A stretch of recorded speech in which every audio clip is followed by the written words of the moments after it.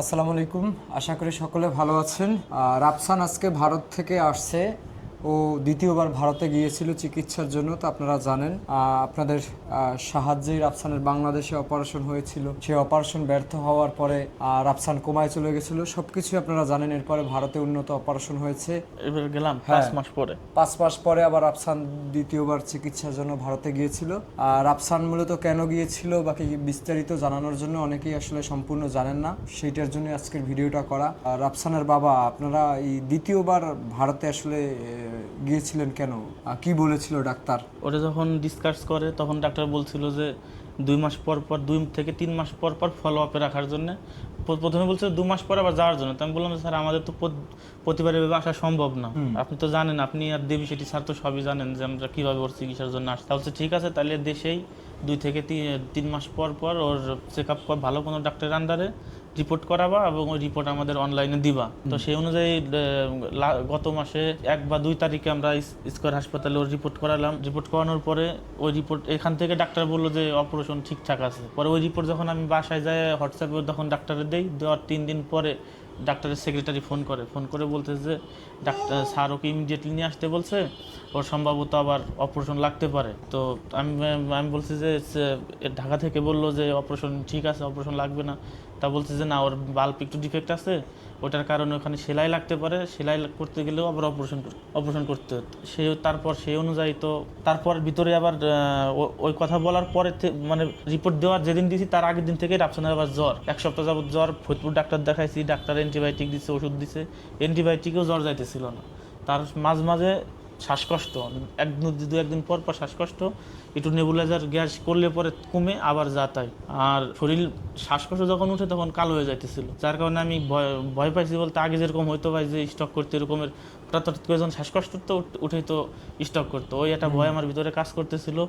যার কারণে আমি তাড়াহুড়ো করে আমার এক ভাইরে সবটা বইলে ম্যানেজ করে, আমি আপনারও বলি নেই আজকে, সত্যি কথা বলি যে ভাই আপনার আমি আর কত জ্বালাবো। সেই আপনার গত বছরের অক্টোবরের মাস থেকে শুরু করে এই বছরে আপনার মে মাস পর্যন্ত, মানে একটা মানুষকে কত জ্বালানো যায় আর কত তার কাছে চাওয়া যায়। যার কারণে আমি নিজের চক্ষু লজ্জার খাতিরেও আমি আপনার কাছে আর আপনার আমি জ্বালাইনি। আর দেশবাসীর কাছে আর কত চাবো। দুইবার তারা আমার ছেলের অপারেশনের ব্যবস্থা করছে, ট্রিটমেন্টের ব্যবস্থা করছে। যার কারণে আসলে আমি আমার যতটুকু সামর্থ্য গোছাবার পারছি ওই অনুযায়ী ওর নিয়ে দৌড় দিছি। আচ্ছা, এখন মাঝখান থেকে আমি একটা কথা বলতে চাই। কথাটা হইলো, আপনার রাফসানের জন্য বাংলাদেশের মানুষ প্রথম অপারেশনের জন্য বাংলাদেশে সাহায্য করছে, সাহায্যের হাত বাড়িয়ে দিছে। এরপরে ওর অপারেশন যখন ব্যর্থ হয়, কোমায় চলে যায়, আইসিইউতে ছিল, তখনও মানুষ সাহায্য করছে। এবং লাস্ট পর্যন্ত যখন ডাক্তাররা বলে ওরে বাঁচাইতে হলে বিদেশ নিয়ে যাইতে হবে, তখনও কিন্তু সাহায্য করছে। এবং এই যে আপনি হুট করে কিছু না জানাই ভারত যাওয়ার জন্য রওনা দিয়েছেন, আপনার সাথে আমার এয়ারপোর্টে দেখা, এর আগে পরে ওইভাবে কোনো কথা কার্য নাই। বাংলাদেশের মানুষ কিন্তু আপনার সন্তানের জন্য আবার সাহায্যের হাত বাড়িয়ে দিচ্ছে। তা না হলে আপনার যে, আপনি তো মাত্র কত টাকা নিয়ে ভারতে গেছেন? 25,000 টাকা।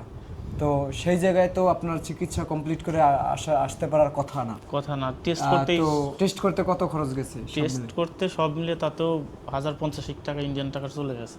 ইন্ডিয়ান টাকায়, তাও বাংলাদেশের টাকা প্রায় 70,000 টাকা। 70,000 টাকা তো কম হোক বেশি হোক, আপনার ছেলের জন্য তো এবারে চিকিৎসা ওইভাবে খরচ মানে বড় একটা অ্যামাউন্ট লাগে না। বিমান ভাড়া সে তো পিয়াস ভাই দিছে, ওর চিকিৎসার জন্য আগেও টাকা দিয়েছিল। তো এরপরে হইলো আপনার যে এই যে টেস্ট করার বাকি ওর চিকিৎসার জন্য যদি আরও খরচ লাগতো, সেটাও আমি মনে করি দেশবাসী হয়তো বা সাহায্যের হাত বাড়িয়ে দিত, হয়তো বা কষ্ট হইতো, কিন্তু দেশবাসীর কাছে বললে ফালাই দিত এমন না। কারণ দেশবাসীর সাহায্যেই তো আপনার ছেলে চিকিৎসা পেয়েছে, বাকি এখন পর্যন্ত আল্লাহ তাআলা ওরে দেশবাসীর দোয়ায় সাহায্যে ওরে সুস্থ রাখছে। এখন কথা হইলো, ডাক্তাররা লাস্ট পর্যন্ত টেস্ট করার পরে কি বললো? যখন টেস্ট করার পরে প্রথম দিন যায় তো যে ডাক্তার, মেন ডাক্তার, তারা তো পায়নি, সে ছুটিতে ছিল।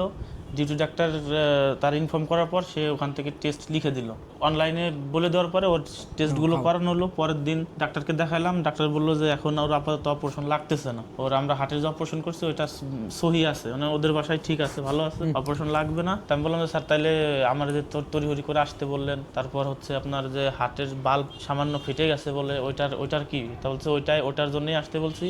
তো তোমাদের বলছে যে আপনাদের ওখান থেকে যে রিপোর্ট আমাদেরকে পাঠাইছেন ওই রিপোর্টে স্পষ্ট লেখা আছে যে ওর ইমিডিয়েটলি ওখানের অপারেশন আবার লাগবে। আমাদের এখানে স্কোয়ার থেকে যে স্কয়ারে ডাক্তাররা বলছে আপনার যে এখন অপারেশন লাগবে না, রাফসান ঠিক আছে। ঠিক আছে। তো ভারতে যেও আপনার অপারেশন, ভারতে যে আপনার যে টেস্ট করানোর পরে তারপরে আপনার ডাক্তাররা বললো যে ঠিক আছে, ঠিক আছে। ওষুধ দিছে। ওই বাল্ব ফাটা যে ওই ফাটার ওষুধ দিছে, যে ওইটা 1 বছরে 90% চলে আসলে পরবর্তীতে ওইটার আর অপারেশন লাগবে না।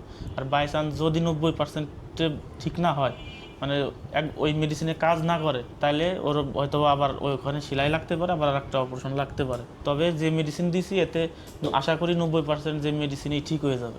তো শেষ পর্যন্ত তো গল্প এটাই দাঁড়াইছে যে স্কয়ার যেভাবে বলছিল, বাকি বাংলাদেশ থেকে আপনি যে রিপোর্ট পাইছেন ওই রিপোর্টই মানে ভারতে যাওয়ার পরে ওই রিপোর্ট হয়েছে নাকি?